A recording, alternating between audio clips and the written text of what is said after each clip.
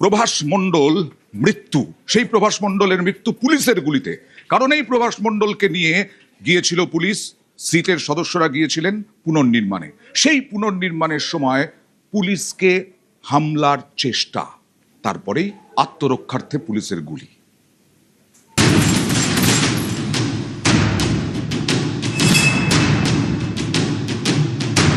মঙ্গলবার গভীর রাত বারুইপুরে এনকাউন্টার।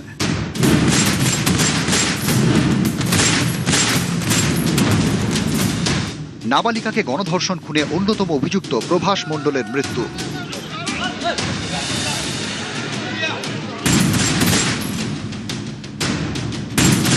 মঙ্গলবার রাত 12:45 গণধর্ষণ এবং খুনের ঘটনার পুনর্নির্মাণের জন্য প্রভাসকে ঘটনাস্থলে নিয়ে যায় পুলিশ।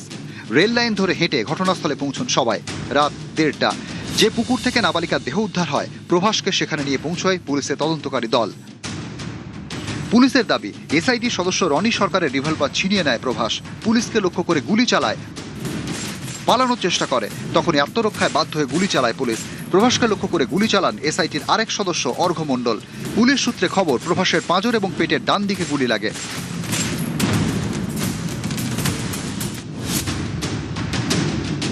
মুখ্যমন্ত্রীর উপর পুরো ভরসা আছে।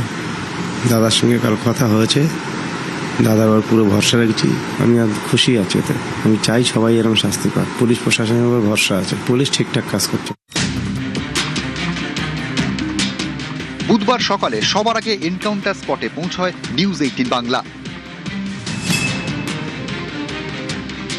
প্রভাস মণ্ডল, তাকে নিয়ে গতকাল রাত্রি 12:45 এই ঘটনাস্থলে রিকনস্ট্রাকশনের জন্য এসে পৌঁছয়। প্রভাস মণ্ডলকে নিয়ে আসার পরেই যেটা পুলিশের তরফে দাবি, যে জায়গাতে এই ঘটনা ঘটেছে সেই জায়গাতে পুলিশের কাছ থেকে রিভলভার ছিনিয়ে নিয়ে, সার্ভিস রিভলভার ছিনিয়ে পুলিশের দিকে লক্ষ্য করে 1 রাউন্ড গুলি ফায়ার করা হয়। এবং যখন এই ঘটনা হয়, তারপরে যে ছবি তুমি দেখতে পাচ্ছ, এই জায়গা দিয়ে প্রভাস মণ্ডল পালানোর চেষ্টা করেছিল। পুলিশকে বাধ্য হয়ে সেই সময় আত্মরক্ষার্থে গুলি চালাতে হয়। পুলিশকে লক্ষ্য করে গুলি চালানোর পরে পাল্টা গুলিতে এই জায়গাতেই প্রভাস মণ্ডলের মৃত্যু হয়।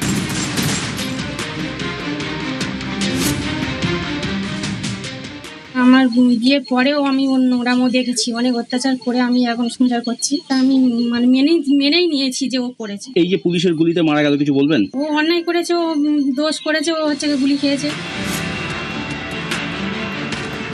শনিবার বিকেল বন্ধুর বাড়ি যাওয়ার জন্য বেরোয় নাবালিকা। এরপর থেকে নিখোঁজ। রাত পর্যন্ত কোনো খোঁজ মেলেনি তার। রাতেই পুলিশের দ্বারস্থ হয় পরিবার। রবিবার সকালে এলাকার একটি পুকুর থেকে উদ্ধার হয় নাবালিকার বস্তাবন্দি দেহ। সিসি ক্যামেরার ফুটেজে দেখা যায় মেয়েটিকে সঙ্গে করে নিয়ে যাচ্ছে এক ব্যক্তি। ফুটেজ দেখে অভিযুক্ত প্রভাস মণ্ডলকে চিহ্নিত করেন স্থানীয়রা। এই প্রভাস মণ্ডলকে নিয়েই নাবালিকার দেহ উদ্ধার।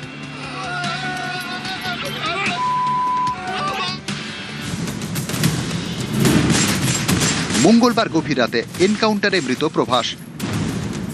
নিউজ 18 বাংলা।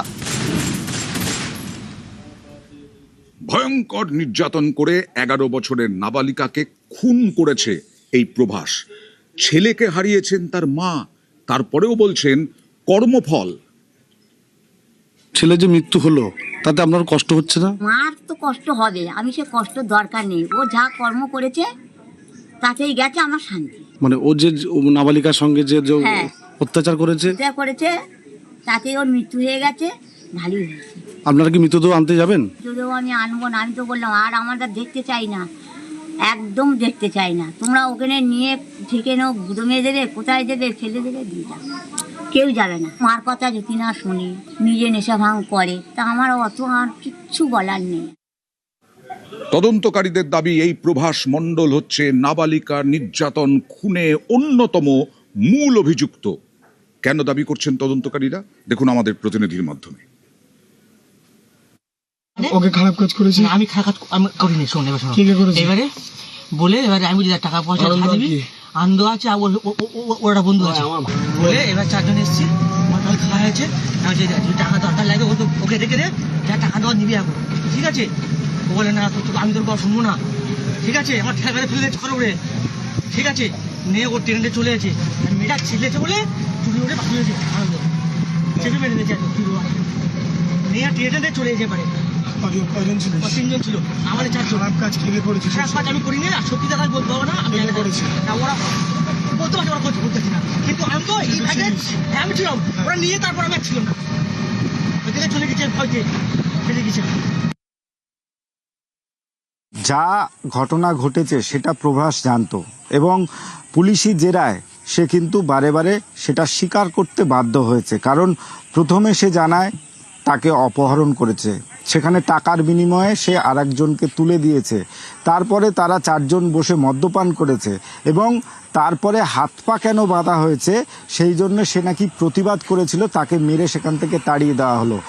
তারপরে প্রশ্ন হলো যে সকালবেলার সেই কি করে এই পুকুরকে চিহ্নিতকরণ করলো এবং সেখান থেকে সে যেখানে দেখিয়েছিল ঠিক সেই পুকুর থেকে কি করে বস্তা থেকে তা ওই নাবালিকার দেহ উদ্ধার হলো। এখানেই তদন্তকারীদের বিশেষ করে নজর কেড়েছিল প্রভাসের বক্তব্য এবং বারে বারে তাকে যখন জিজ্ঞেস করা হয় বারে বারে বয়ান সে পরিবর্তন করতে থাকে। আর তখনই তদন্তকারী আধিকারিকরা দফায় দফায় তাকে জিজ্ঞাসাবাদ করে, কিন্তু খুনের মোটিভ এখনো পর্যন্ত স্পষ্ট করতে পারেনি। সে বারে বারে বয়ান বদল করেছে, বারে বারে কিডন্যাপিংয়ের তথ্য সামনে এসেছে, বারে বারে তার নির্যাতনের তথ্য সামনে এসেছে, বারে বারে তাকে মেরে সেখান থেকে তাড়িয়ে দেওয়া হয়েছে এই তথ্য সামনে এনেছিল। এবং তদন্তকারী আধিকারিকরা তাকে দফায় দফায় জিজ্ঞাসাবাদের পর এবং যারা পরবর্তীকালে গ্রেপ্তার হয়েছে তাদের সঙ্গে মুখোমুখি যখন তাদেরকে জেরা করা হয়, প্রত্যেকটা ঘটনার কিন্তু তথ্য প্রমাণ হাতে আসে। আর সেই তথ্য প্রমাণ হাতে আসার পরেই দরকার ছিল এই রিকনস্ট্রাকশনের। আর সেই কারণেই কিন্তু গতকাল মধ্যরাতে তুমি জানো যে এলাকার মানুষের জনরোষ কিভাবে আছড়ে পড়েছিল এই সূর্যপুর এলাকায়। আর সেই কারণে পুলিশের পক্ষ থেকে সিটের সদস্যরা গতকাল মধ্যরাতে তাকে আনা হয়। এই যে আমি যেখানে দাঁড়িয়ে আছি ঠিক আমার থেকে 100 মিটার দূরে একটি নির্জন জায়গা, সেখানে পুকুরের মধ্যে মানুষের যাতায়াত খুব কম, সেই বাগানে নিয়ে যাওয়া হয় এবং সেখানে গিয়ে সে গতকাল রাত্রেও পুলিশকে কিন্তু বিভ্রান্ত করেছে এবং সুযোগ বুঝেই রনি সরকারের যে সার্ভিস রিভলভার ছিনিয়ে নিয়ে পুলিশকে লক্ষ্য করে গুলি চালিয়ে দেয় এবং তখনই আত্মরক্ষার তাগিদে গুলি চালাতে বাধ্য হয় অর্ঘ্য মণ্ডল। আত্মরক্ষার্থে পুলিশের এনকাউন্টার, পুলিশের গুলিতে মৃত্যু প্রভাস মণ্ডলের। কিভাবে ব্যাখ্যা করবেন আইনজীবী অনির্বাণ গুহ ঠাকুরতা আর বিশেষ সরকারি আইনজীবী বিভাস চট্টোপাধ্যায় কি ব্যাখ্যা দিলেন দেখুন। আমি আইনের ছাত্র, এনকাউন্টারকে কখনোই আমি ততক্ষণ পর্যন্ত ঠিক বলতে পারি না যতক্ষণ না সেটা আইন স্বীকৃত হয়। দু রকমের যুক্তি হয়, একটা আইনি যুক্তি, একটা সামাজিক যুক্তি। কোনো কোনো ক্ষেত্রে মনে হচ্ছে যে ইমিডিয়েট অ্যাকশন কোনো কোনো ক্ষেত্রে খুব দরকার। ঘৃণ্যতম অপরাধ, সেখানে ত্বরান্বিত যদি বিচার প্রক্রিয়া ত্বরান্বিত না হয় তখনই কিন্তু ফ্রাস্ট্রেশন তৈরি করে।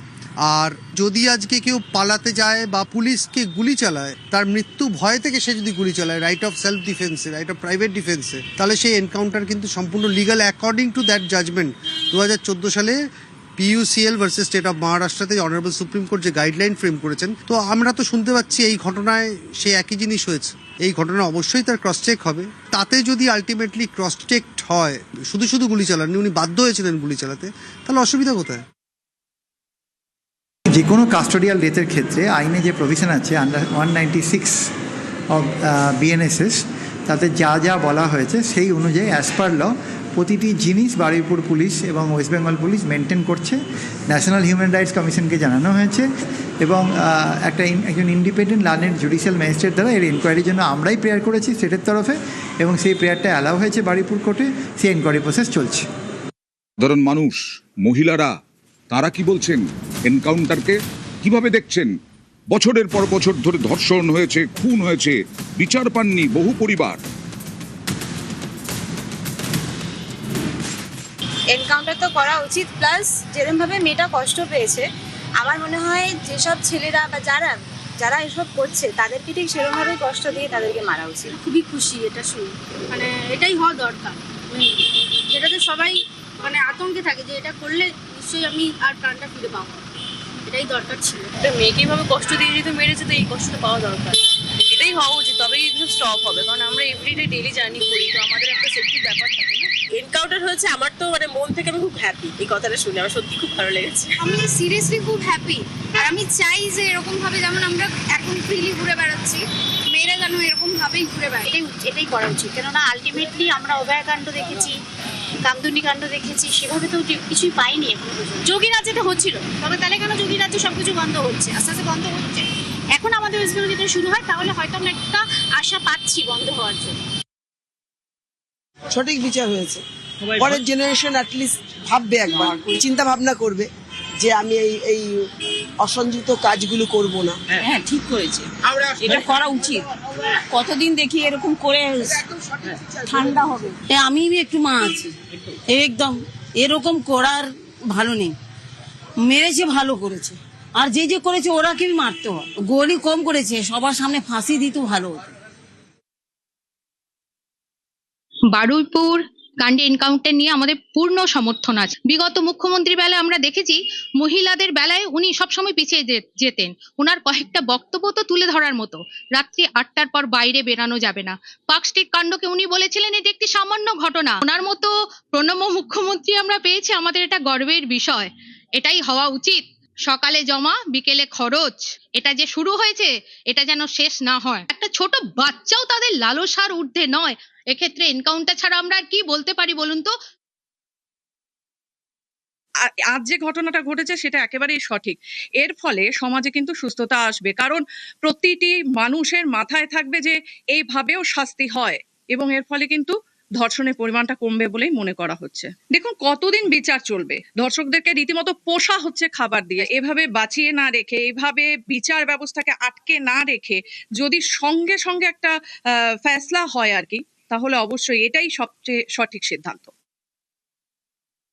এনকাউন্টার হলো, এটা একটা আমরা চেয়েছিলাম যে মানুষের চোখের সামনে ঘটবে এবং তাতে এই ধর্ষকগুলো শিক্ষা পাবে এবং আরো 5টা মানুষ এটাকে ভাববে, এবং এটাকে আমরা চরমভাবে সাপোর্ট করছি।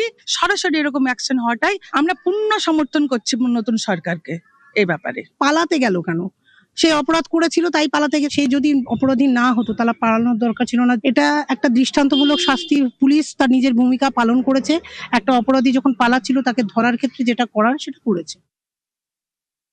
এনকাউন্টার হয়েছে তো ভালো লাগলো এটা শুনেই যে দোষীর শাস্তি সবসময় আমরা সবসময় চাই। মেয়েদের নিরাপত্তাটা না হারিয়ে যেতে বসেছিল, এবং আমরা দেখছিলাম বারবার এই ঘটনাগুলো ঘটছিল, তারপরে গ্রেপ্তার হচ্ছিল, একটা দীর্ঘ সূত্রিতা সব জায়গায়, তারপর কেমন করে জানি দোষী অনেক সময়ই দেখছিলাম ছাড়া পেয়ে যাচ্ছিল। তো আমরা কোথায় জানি ভরসাটা হারিয়েই ফেলছিলাম, মনের জোর এলো। পরবর্তীকালে এই সব কাজ করার আগে 10 বার চিন্তা করবে যে তাদের করা উচিত কিনা। এনকাউন্টারটা অনেকদিন আগেই দরকার ছিল। যখন আমরা অভয়ের জন্য আমরা পথে নেমেছিলাম তখন আমরা বিচার চেয়েছিলাম, বিচার এখনো পাইনি আমরা। এই ঘটনাটার যে একটা এত তাড়াতাড়ি একটা এনকাউন্টার হবে, এটার জন্য আমরা খুব খুশি। আমরা সাহস পাচ্ছি যে না, রাত 11টা 12টাতেও কোনো দরকারে বা কোনো কাজে আমরা একা বেরোতে পারবো।